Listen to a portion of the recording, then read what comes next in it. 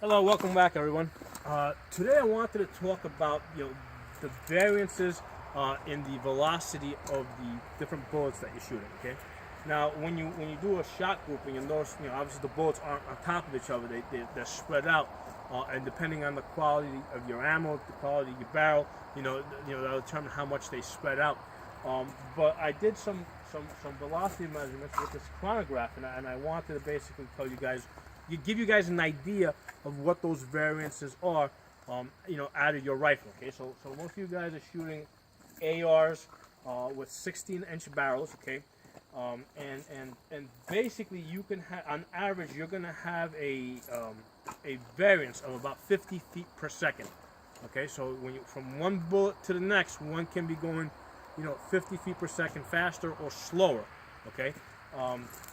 With the tool ammo, I found that variance could be as much as 90 feet per second. Okay, so I found that very interesting. So that's basically the reason why your shot grouping sometimes open up, because basically it's not necessarily I mean, it might be it might be how steady you're holding the gun, and it might be how consistently you're squeezing your trigger, but there's some things that are beyond your control.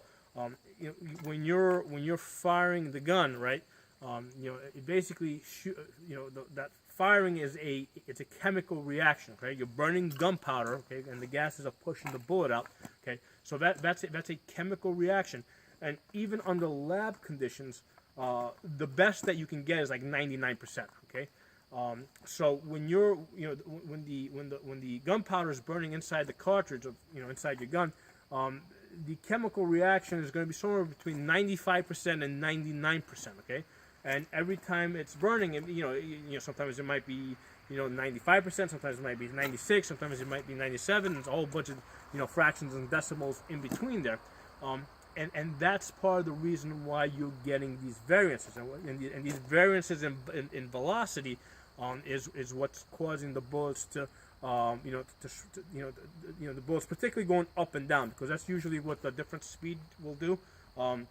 If you're seeing some bullets going low and then some bullets going high, it's because basically the bullets that are typically striking higher are because they're going a tad bit faster, and the bullets that are going lower are usually because they're going a tad bit slower. Okay, so something for you guys to keep in mind as you're shooting.